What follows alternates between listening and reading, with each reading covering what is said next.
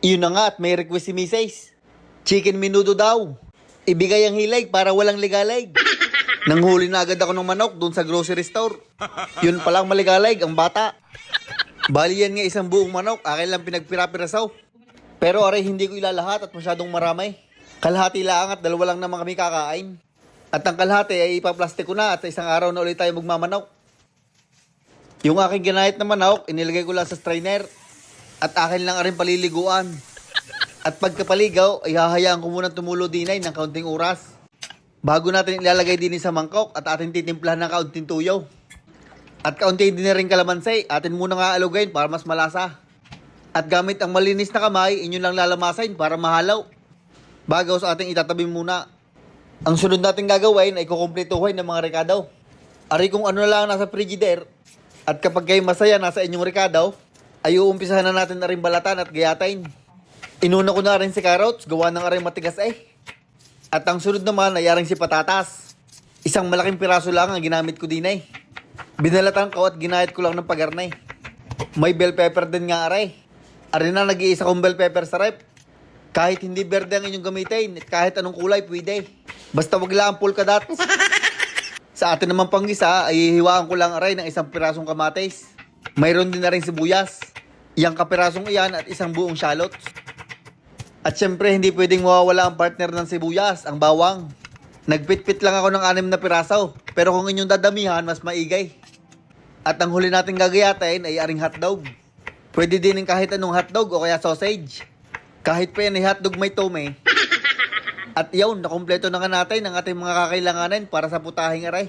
Kaya pwede na natin na rin simulan. Dini sa kalan, naglagay lang ako ng medyo malaking kawalay. At nung uminate ay naglagay naman ako ng mantika. Inuno ko na nga isa lang, aring carrots at saka patatas. At nilagyan ko lang ng may tig 99 asin at paminta. Ari lulutuin ko lang hanggang medyo mag-brown ng kaunti. Aking hahanguin at aking itatabi muna. Gayon din ang gagawin din sa bell pepper. Pag nagisa nyo at natusta ng kaunti ay pwede na iyan. Sa hotdog naman ay gayon din laang. Dinagdagan ko lang ng kaunting mantika at ginisa ko lang ng saglait. At din na din sa pinaglutuan. Naglagay lang ako ng aswete powder sa mantika, pampapula. At ginisa ko naman aring sibuyas, bawang at kamatis. Pinagsabay-sabay ko na at doon din naman ang punta niyan. At nung medyo paluto na yung kamatis, hinulog ko na yung ating binabarang manok. Sinangkot ko lang ng saglait, tapos nilagyan ko naman na rin, toothpaste. Ay tomato paste pala rin, kala ko naman ay Colgate na eh. Gayon lang karamay, tapos akin na uling hinalaw. At atin na rin tutubigan ng mga 1.5 tasa laang. O kaya dalawahin nyo na para maraming sarsa. Lalagyan ko naman na rin ng 2 pirasong laurel. At mga 120 paminta. Kaunting patak na rin patis. At mga 253 na asukal na pula. Hahaluin ko lang rin ng saglait, tapos atin na rin tatakpan.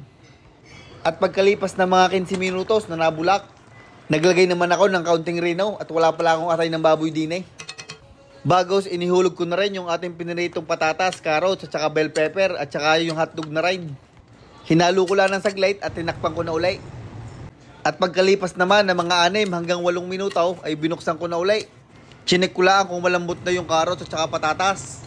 At nung ayos na nga at malambot na, ay yan, luto na ang ating chicken menudo. May mga kulang na rekado, pero pwede na. Kung ako hindi nagkakamali, ang alam ko meron pa ring pasas eh. Pero ayos lang, hindi naman ako nakain noon. At iyaw, nakasandok na nga si Utoy. Ay sakto din at meron pa kaming bahaw din eh. Ay alam na mangyayaray. Ay iyaw, naluto na ang request ni Mrs. Ay paano, ay kami kakain na.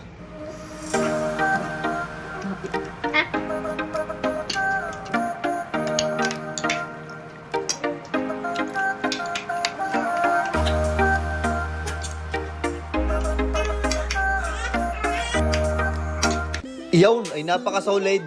Ay paano, hanggang din na lang. Maraming salamat sa inyong panunood. At shout out nga pala kay Joniel Candor ng Lipa, Batangas.